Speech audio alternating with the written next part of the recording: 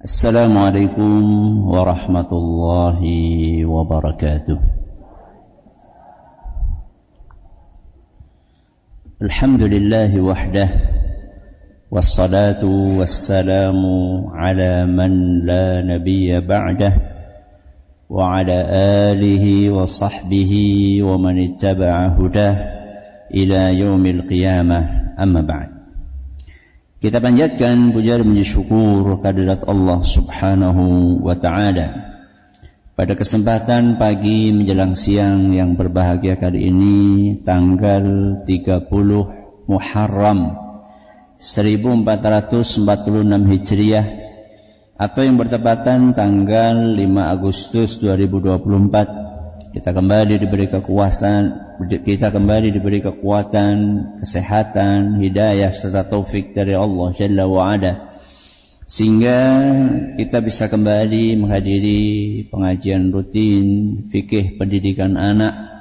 Kali ini kita akan masuki serial nomor 195. Kita berharap semoga Allah Subhanahu wa ta'ala berkenan untuk melimpahkan kepada kita semuanya ilmu yang bermanfaat, sehingga bisa kita amalkan sebagai bekal untuk menghadap kepada Allah Jalla wa'ala. Allahumma amin. Salawat dan salam semoga senantiasa tercurahkan kepada junjungan kita Nabi Agung Muhammad sallallahu alaihi wasallam, kepada keluarganya, sahabatnya, dan umatnya yang setia mengikuti tuntunannya hingga di akhir nanti. Bapak-bapak, ibu-ibu, para hadirin, para hadirat, dan juga segenap pendengar serta pemirsa rahimani wa rahimakumullah. Tema kita hari ini apa? Mengajarkan adab tidur kepada anak. Tidur itu adalah sebuah aktivitas harian yang pasti dilakukan oleh setiap manusia, besar maupun kecil, tua maupun muda, laki-laki maupun perempuan, semuanya pasti tidur. Islam sebagai sebuah agama yang sangat sempurna membuat aturan dalam segala hal. Aturan dalam apa? Segala hal. Keliru kalau ada orang mengira bahwa Islam itu cuma ngatur urusan sholat, cuma ngatur urusan puasa, cuma ngatur urusan haji. Enggak. Islam itu saking sempurnanya bukan hanya mengatur urusan puasa, sholat, haji, dan seterusnya, tapi juga Islam mengatur urusan tidur, urusan bis bukan bis kota, bisnis, urusan politik. Apa poligami? Politik. Poligami diatur juga? Diatur ya, tapi bukan itu pembahasan kita hari ini. Juga mengatur urusan berumah tangga.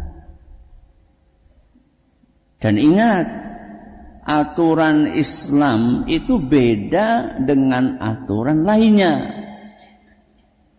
Aturan dalam Islam itu tidak ada yang abal-abal, tidak ada aturan yang mengada-ngada.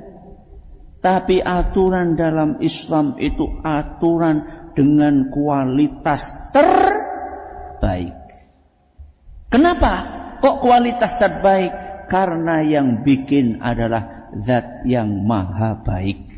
Sinten? Allah Subhanahu wa ta'ala. Jadi jangan pernah membandingkan antara aturan bikinan manusia dengan aturan yang diturunkan Allah. Jangan pernah membandingkan. Orang bakal bisa. Kenapa? Karena manusia itu banyak kekurangannya. Berarti kalau bikin aturan, manusia bikin aturan. Berarti kalau manusia banyak kekurangannya, aturannya ya juga banyak kekurangannya. Wong yang bikin itu manusia yang banyak kekurangan, pasti aturannya juga banyak kekurangannya. Nah, saya tanya sama jenengan, Allah Subhanahu wa ta'ala ada kekurangannya? Kok sepi? Allah ada kekurangannya enggak? Maka aturan yang Allah turunkan pasti tidak ada kekurangan. Kualitasnya pasti nomor 1. Pasti aturan Allah itu kualitasnya terbaik. Dan kalau aturan ini kualitas terbaik, akan mendatangkan kebaikan. Di dunia atau di akhirat? Di dunia atau di akhirat? Di dunia dan di akhirat. Termasuk aturan tidur. Ustaz, masa tidur aja diatur? Yo iya toh. Wong tidur itu selalu kita lakukan kok. Panjenengan pernah melewati hari tanpa tidur? Pernah? Setiap hari kita tidur. Pengajian beturu. Wonten apa mboten? Wonten yo nembe mulai wis turu piye. Wong tidur itu aktivitas harian kita. Bisa jadi dalam sehari itu sekian jam kita pakai untuk tidur. Dari 24 jam sehari nggih, pinten? 24 jam. Itu kita bisa menggunakan berapa jam buat tidur? 8 jam ya bisa buat kita. Berarti sepertiga nggih? Sepertiganya sendiri loh. Nggak mungkin nggak diatur dalam Islam. Wong sepertiga umur dipakai buat tidur, kok nggak diatur? Nggak mungkin. Berarti kalau jenengan usianya 60 tahun, tidurin jenengan berapa tahun? Sepertiganya 60 berapa? 20, tumon mbok. Turu 20 tahun, bayangkan. Sinten niku, Bu? Kula kali jenengan. Saya dan jenengan 20 tahun aktivitas enggak ada aturannya. Enggak mungkin. Enggak mungkin. Maka tidur pun di dalam Islam ada apanya? Aturan. Aturan apa, Ustaz? Macam-macam. Aturan waktunya. Napa? Waktunya. Aturan caranya. Aturan tempatnya. Banyak banget aturan dalam Islam tentang tidur itu. Apa tadi? 1 napa? Waktunya. 2, caranya. 3, tempatnya. Banyak aturan dalam agama Islam terkait dengan masalah tidur. Pertama misalnya waktunya. Ya. Waktu tidur itu diatur. Makanya enggak boleh tidur di waktu bukan untuk tidur. Contoh. Dilarang tidur di waktu bukan untuk tidur. Contoh? Ya pas pengajian. Saya tanya sama jenengan, pengajian waktu tidur bukan? Berarti tidur boleh enggak? Enggak boleh. Nek ngantuk. Ngantuk itu mukodimahnya tidur. Ya. Itu contoh waktu. Ya, makanya saya di sini kasih 3 contoh adab tidur yang perlu kita ajarkan kepada anak-anak kita. Kenapa Ustadz masih kecil sudah diajari adab tidur supaya anak terbiasa dengan kebaikan sejak dini.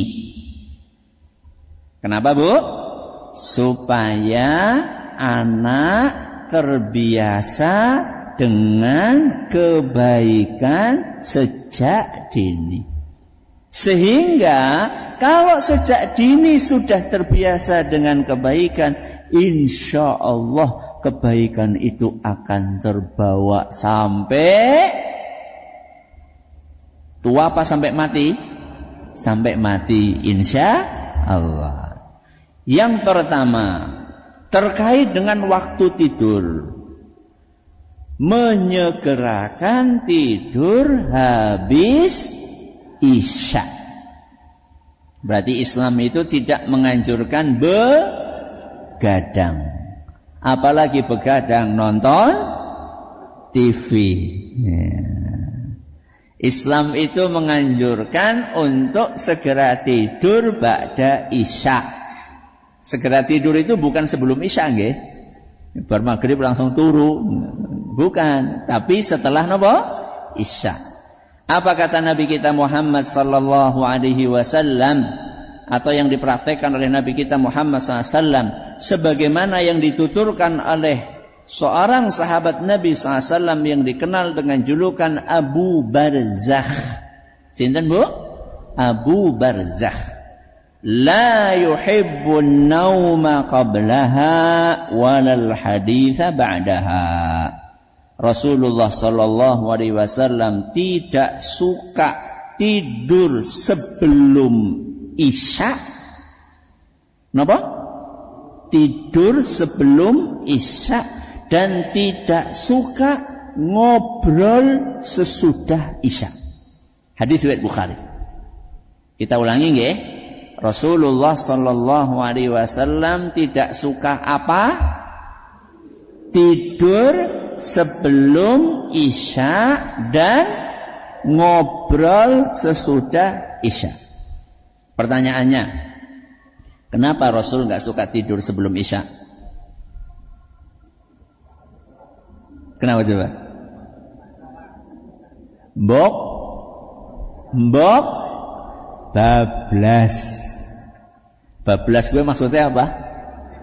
Ya ora salat isya. Itu maksudnya. Khawatirnya kebablasan karena ba'da maghrib sampai isya waktunya pendek. Beda ba'da zuhur sampai asar. Ba'da zuhur sampai asar kan lumayan nggih? Berapa jam itu?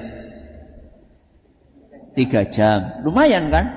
Ya, kalau kita tidur ya insya Allah asar wis marem lah ya. Kalau kita baru tidur habis maghrib, orang tidur itu kan nggak langsung nggih. Biasanya kalau jenengan mau tidur apa dulu?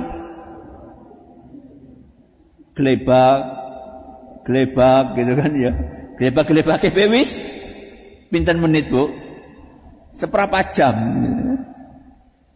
Dan kita begitu tidur kan nggak langsung les. Ya. Ada tidur apa ayam ya? Ya, jadi masih dengar-dengar suara gitu. Baru pulesnya setengah jam kemudian misalnya. Loh ini setengah jam, baru tidur pules sebentar, tahu-tahu sudah adzan isya. Dibangunin biasanya susah. Makanya Nabi nggak suka tidur sebelum isya. Terus yang nggak disukai sama Nabi SAW juga adalah ngobrol setelah isya. Berarti Rasul SAW suka kalau kita tidur gasik. Tadi malam jangan tidur jam berapa? Hah? Jam berapa Bu? 11 gasik enggak? Ya enggak lah. Gasik itu jam berapa? Jam 9. Ya enggak apa-apa lah, mending jam 9. Kalau jam 8? Kegasikan ya ora. Gasik bagus. Pertanyaannya, kenapa kita dianjurkan tidur gasik? Nah, supaya bangun gasik buat sholat subuh. Sebelumnya sholat tahajud. Coba sih jenengan nanti malam tidur jam berapa? Jam 8. Insya Allah pagi-pagi bangun dalam keadaan fresh. Fresh siapa? Seger. Kenapa? Karena tubuh ini wis marem. Sudah dikasih jatah tidur yang cukup. Maka bersegeralah tidur habis isya. Nah, penyakitnya yang membuat nggak segera tidur di zaman ini nopo? HP. Makanya caranya bagaimana? Habis isya HP dipateni, dimatikan supaya cepat tidur. Ustadz, anak saya kalau habis isya itu waktunya nggarap PR. Napa? Waktunya nggarap PR. Kalau pagi-pagi waktunya sempit karena saya harus nyiapin ini, nyiapin itu, mepet waktunya Ustadz. Ya ndak apa-apa. Tapi jangan kemaleman. Paling jam berapa tadi? Ya jam 9 lah ya. Jam 9. Yang penting jenengan itu ketika nemani anak nggarap PR fokus. Aja karo nyekel HP. Sing marakan suwe kuwi ora fokus. Yang bikin lama itu karena kita ndak fokus nemeni anak sambil megang HP. Akhirnya anaknya juga ikut ndak fokus. Lah wong ramane karo biyunge ora fokus ya anaknya melu ora fokus. Bapak ibunya nggak fokus, anaknya ikut nggak fokus. Maka matikan HP habis isya. Terus temani anak kalau mau nggarap PR, fokus. Jam 9 selesai. Begitu selesai, segera apa? Tidur. Ini adab yang pertama terkait dengan waktu. Yang kedua, terkait dengan cara. Napa? Cara. Cara itu apa? Ya posisi kita tidur. Jadi ternyata aturan dalam agama kita itu termasuk mengatur caranya tidur. Contoh diceritakan oleh Tikhfah bin Qais Al-Ghifari radhiyallahu anhu. Ini pengalaman yang beliau alami sendiri. Beliau pernah tidur sambil tertelungkup. Tertelungkup siapa? Kemurup. Tidur apa? Kemurup. Di masjid. Karena Tikhfah ini nggak punya rumah. Dan di zaman Nabi SAW orang-orang yang nggak punya rumah tidurnya di mana? Di masjid. Rasulullah SAW lewat.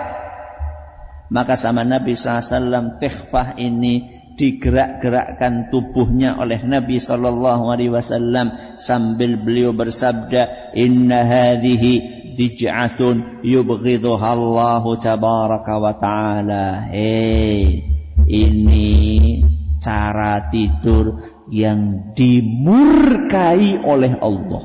Masya Allah. Berarti boleh atau tidak? Boleh atau tidak? Ya tidak boleh, wong dimurkai sama Allah kok boleh. Nah, Tikhfah ini belum sadar. Belum sadar siapa yang ngomongin dia. Yang negur dia itu siapa. Maka Tikhfah pun nazartu fa idza huwa Rasulullah SAW. Maka begitu aku mendengar suara itu, aku nengok. Ternyata yang negur siapa? Rasulullah sallallahu alaihi wasallam. Hadis riwayat Ahmad dan isnadnya dinilai sahih oleh Imam An-Nawawi. Pernah Bu jenengan tidur terlungkup? Pernah? Pernah. Berarti mulai malam ini harus diubah. Harus diubah. Kecuali dalam kondisi darurat. Napa? Apa Bu kondisi darurat yang mau ndak mau harus tidur tertelungkup? Napa? Wudunen. Apa? Wudunen. Bisulnya di mana? Nah, nun sewu, ya. Bisulnya di pantat. Ya ndak mungkin toh melumah. Mbok napa? Mbok pecah. Ya, ndak apa-apa. Itu kan kondisi darurat. Tapi masa sabun dina wudunen kan ndak ya. Kan ndak setiap hari kita bisulen. Kan kadang-kadang aja. Ya. Dan subhanallah, Bapak Ibu yang kami hormati, para pendengar, para pemirsa rahimani wa rahimakumullah. Ternyata kemudian hari para pakar kesehatan meneliti bahwa tidur secara tertelungkup itu membahayakan kesehatan. Kenapa? Membahayakan kesehatan. Kenapa? Karena organ-organ dalam yang ada di dalam perut kita ketindian. Kenapa? Ketindian. Ketindian oleh apa? Ya oleh bagian sini, punggung kita. Punggung kita ini kan ada tulang, ada daging, ada kulit, bahkan yang lemu-lemu ada apanya? Ada lemaknya. Itu bagian depan kita ini, ada paru, ada jantung, ada macam-macam. Itu kenapa? Ketindian, ketekan. Sehingga tidak maksimal peran dan kerja dari organ-organ dalam tersebut. Dan subhanallah ditemukan bahwa cara tidur terbaik adalah menghadap ke kanan. Menghadap ke kanan itu berarti yang nempel ke kasur lambung kanan apa lambung kiri? Lambung kanan. Itu yang terbaik. Jadi kalau kita tidur, yang terbaik adalah miring ke kanan. Dan ternyata di kemudian hari dilakukan penelitian, itu yang paling aman untuk organ dalam kita. Sehingga orang yang tidur miring ke kanan, insya Allah lebih sehat daripada yang tidur miring kiri, apalagi yang tengkurap. Ya, Ustaz, saya kalau tidur miring ke kanan itu nggak bisa tidur. Ya karena belum terbiasa. Insya Allah kalau sudah terbiasa akan merasa nyaman. Ustaz, kalau saya tidur miring kanan gampang bangun Ustaz. Yo bagus. Kalau terlalu lelap malah nggak bagus. Anak wong turunnya kayak watu. Pernah ada kejadian itu ketika tahun berapa itu ada gempa di Jogja. Ya, itu kan kerasa sampai di sini gempanya. Itu orang pada keluar semuanya dari asrama santri. Ya, ada satu santri yang nggak bangun. Ya, jadi semuanya sudah turun, dia masih tidur. Baru pagi hari dia dikasih tahu tadi malam ada gempa. Apa iya? Itu kan ngeri loh Bu. Kalau seandainya naudzubillah min dzalik gempa itu meruntuhkan apa? Bangunan, berarti ini mati. Ya. Justru kalau tidur menghadap ke kanan itu memang akan menyebabkan gampang bangun. Ya itu yang diharapkan. Sehingga ketika dengar azan, pripun? Bangun. Ya. Kalau ada maling, bangun. Ya. Jangan sampai ada maling, semuanya digasak habis baru bangun. Enggak. Ya. Jadi orang yang baik itu adalah tidur yang gampang bangun. Ya. Ada suara mencurigakan, cepat bangun. Baik.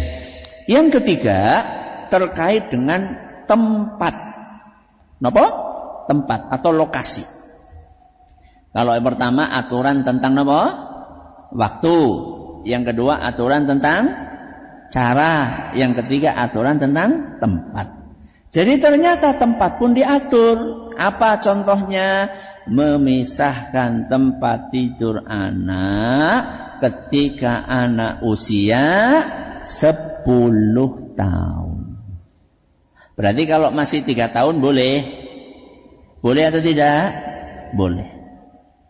Kapan dipisahkan? Ketika anak usia 10 tahun. Kalau mulai dari 7 tahun dilatih, boleh atau tidak? Boleh. Boleh. Dipisahkan dari bapaknya, dari ibunya, atau dari saudara-saudaranya?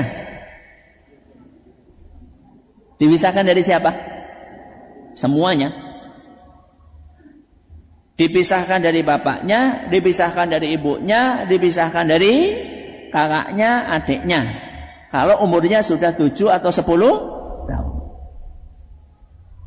Kalau kakak adik ini putra-putri, dipisahkan antara putra dengan putri atau dengan putri-putri atau putra-putra. Semuanya. Semuanya.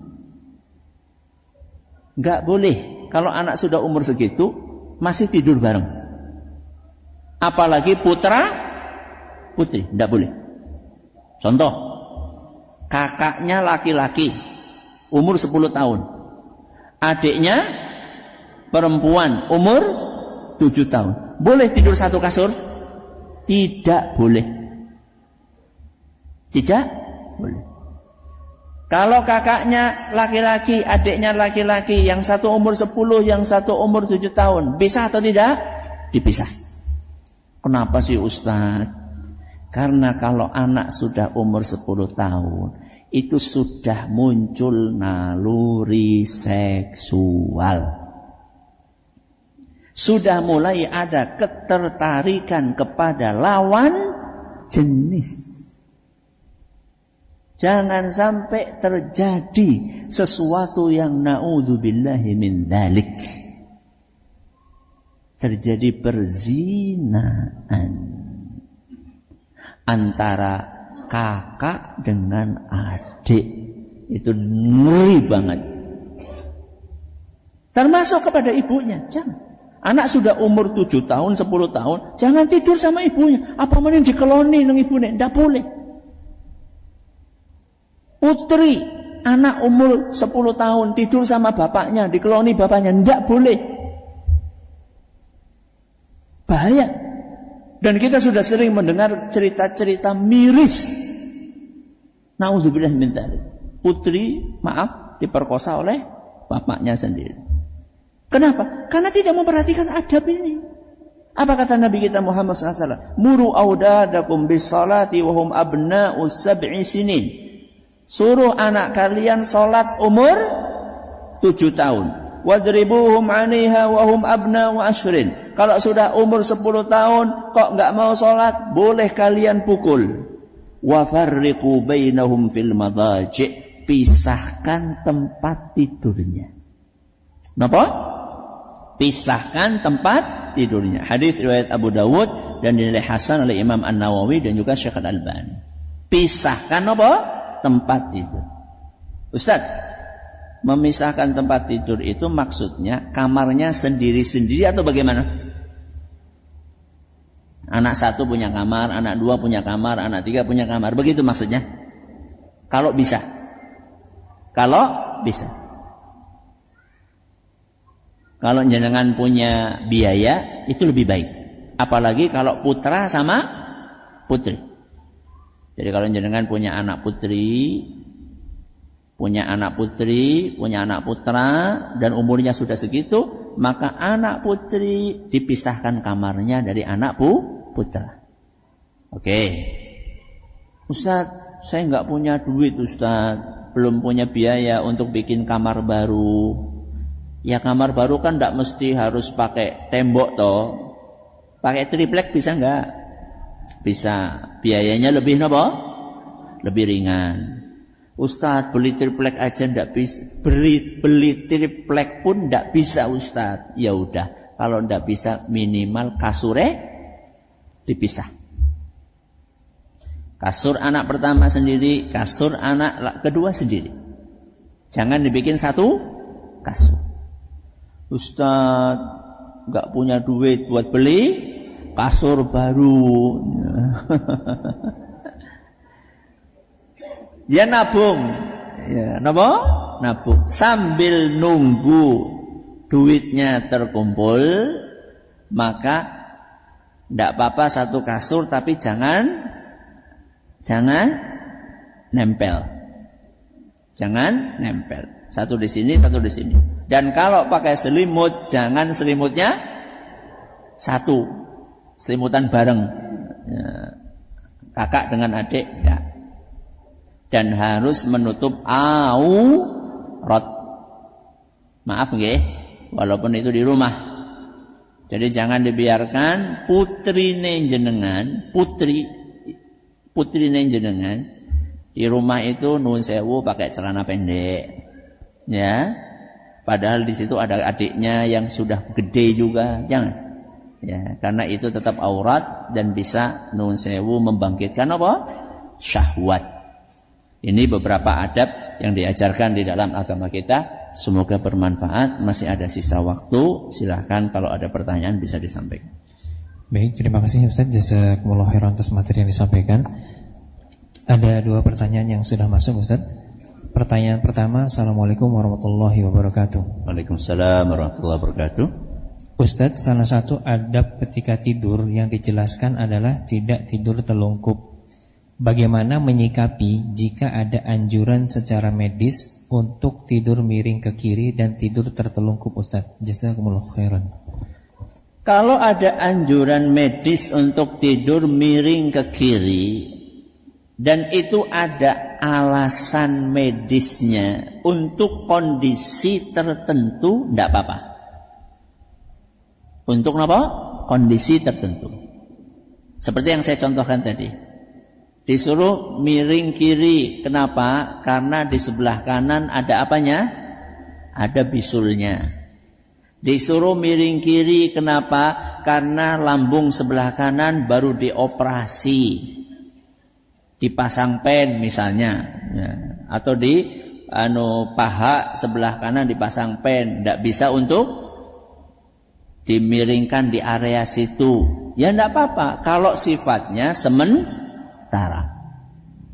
Tapi kalau seterusnya, lebih baik tidur miring kiri, saya lebih percaya apa yang disampaikan oleh Nabi kita Muhammad sallallahu alaihi wasallam daripada yang disampaikan oleh dokter. Kenapa?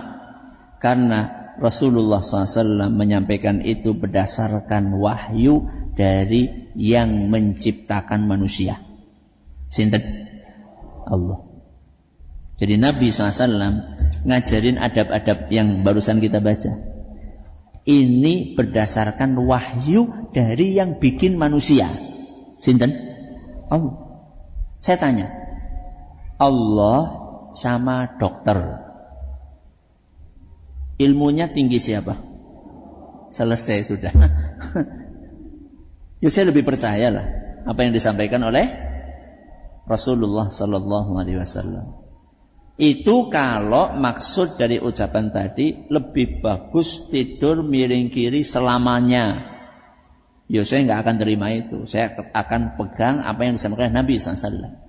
Tapi kalau sifatnya insidentil, karena ada sesuatu yang mengharuskan itu, kayak tadi ada bisul dan seterusnya, yo sangat logis lah untuk kita terima nasihat dari dokter itu. Toh sifatnya hanya nopo? Insidentil atau sementara. Ya. Silakan. Baik, terima kasih jazakumullah khairan atas jawabannya. Pertanyaan terakhir Ustaz. Ustaz, Rasulullah SAW tidak menyukai tidur sebelum Isya. Tetapi Rasulullah SAW kerap mengakhirkan sholat Isya hingga larut malam. Maksudnya ini bagaimana Ustaz? Jazakumullah khairan. Kenapa Rasulullah SAW mengakhirkan sholat Isya di akhir waktu atau di larut malam? Karena itu waktu yang lebih afdal bagi mereka yang mampu. Bagi mereka yang mampu. Ya. Karena begitu semakin malam suasana semakin apa? Hening.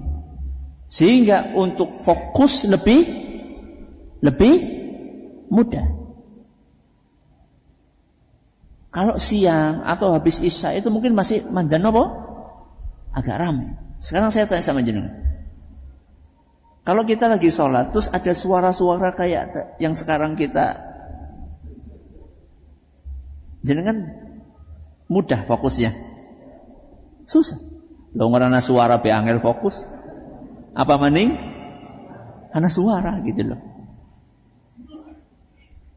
Tapi itu bagi yang mampu. Makanya kata Nabi SAW, kalau tidak memberatkan umatku, aku akan perintahkan umatku untuk sholat isya di larut malam. Tapi itu memberatkan atau tidak? Memberatkan.